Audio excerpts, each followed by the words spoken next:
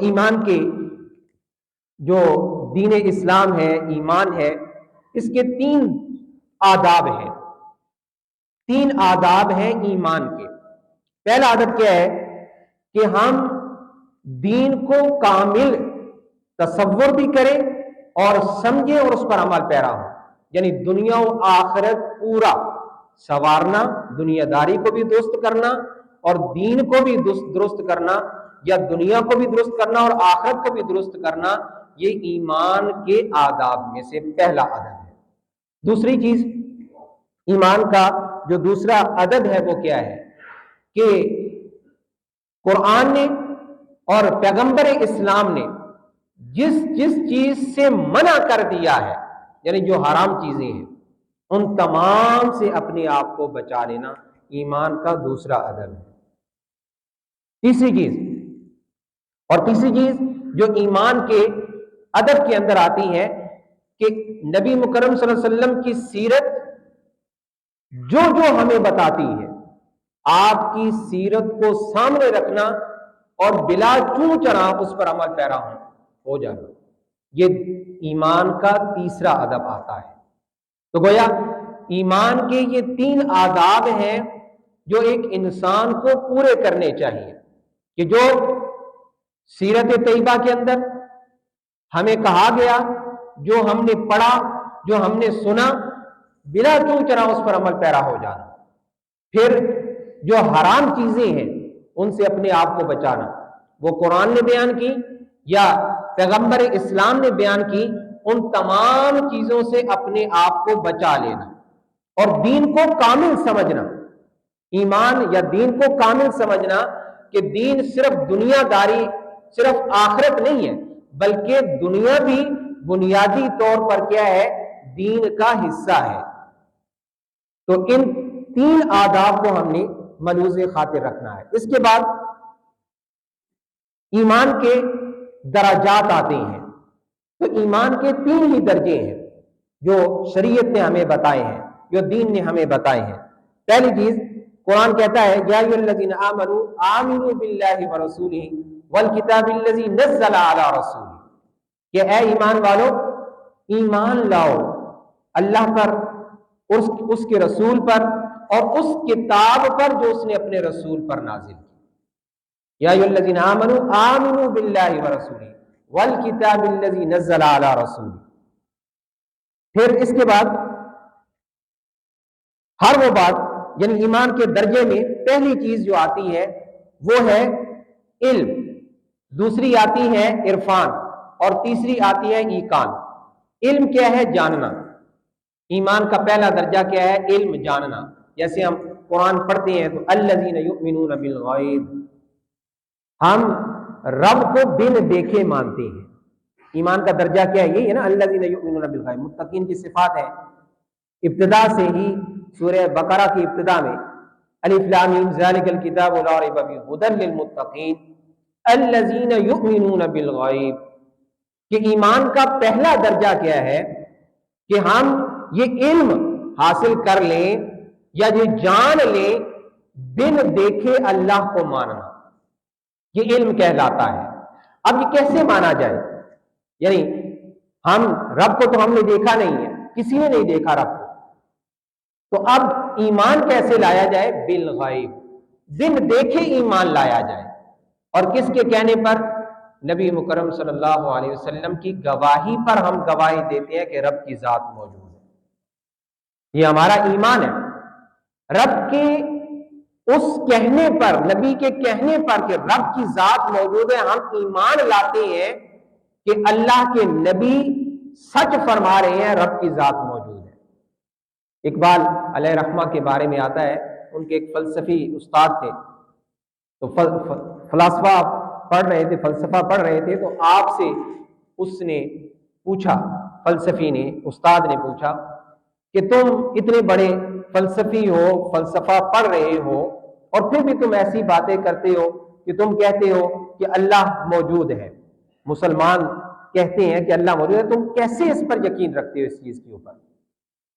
تو اقبال علیہ رحمہ نے کہا کہ میں، بڑی سمپل اور سادہ سی بات ہے، ہمیں یہ بات اس نبی نے بتائی ہے کہ جس کے جانی دشمن بھی اس کو صادق اور امین کہتے تھے، جانی دشمن بھی صادق و امین کہتے تھے۔ ہم اس نبی کی گواہی پر گواہی دیتے ہیں کہ وہ ذات موجود ہے۔ تو ایمان بالغیب، علم۔ اب اس کے بعد دوسری چیز کیا ہے؟ دوسرا درجہ، اس کو جاننا، یعنی عرفان حاصل کرنا کہ یہ جو رب کی ذات ہم نے بن دیکھے مانی ہے، اس کو کیسے پہچان کی جائے اس کی۔ تو اس کے بارے میں قرآن کی رہنمائی موجود ہے، جو میں نے آپ کے سامنے آیہ مبارکہ تلاوت کرنے کا شرف حاصل کیا۔ قرآن کہتا ہے وَفِي أَنفُسِكُمْ أَفَلَا تُبْصِرُونَ، کیا تم اپنی ذات میں غور نہیں کرتے؟ کیا تم اس چیز کو نہیں دیکھتے؟ اپنی ذات کے اندر غور و فکر نہیں کرتے کہ تمہارا پورا وجود اس بات کی بول بول کے گواہی دے رہا ہے رب کی ذات موجود ہے۔ انسان اپنی ذات کے اندر غور کرے۔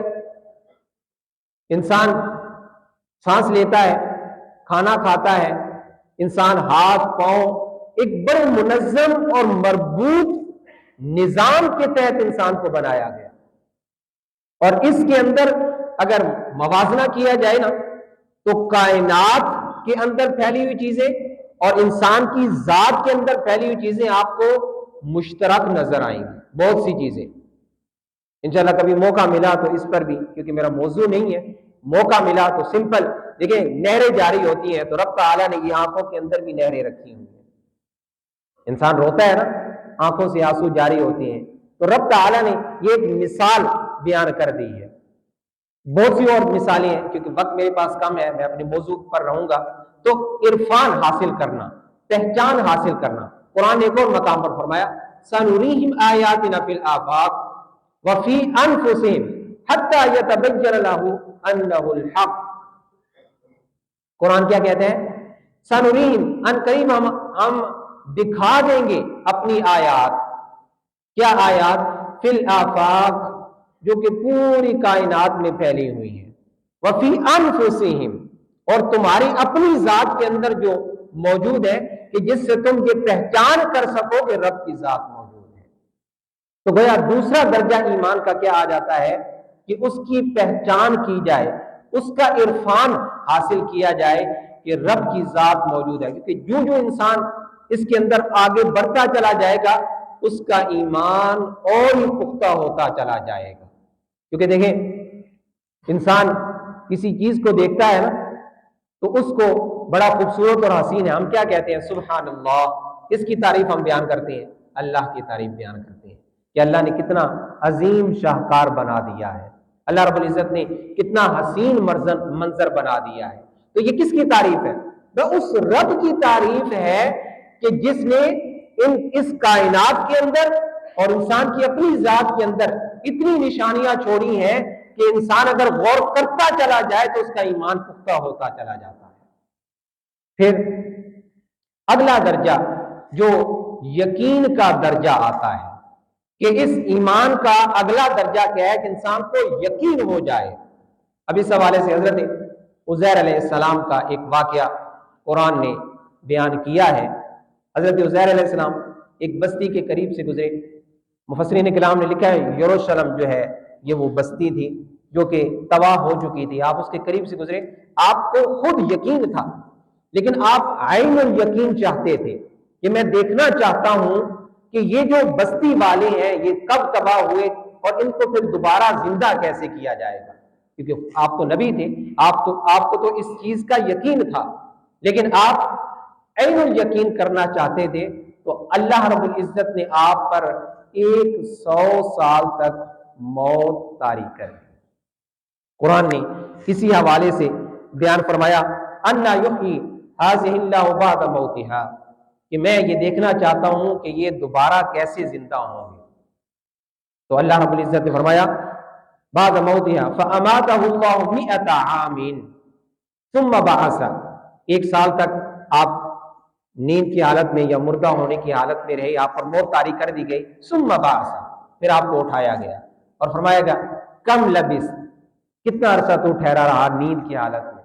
آپ نے فرمایا لبثت یوما او بعد یوم، آپ نے فرمایا ایک دن یا اس کا کچھ حصہ میں تقریباً نیند کی حالت میں رہا ہوں.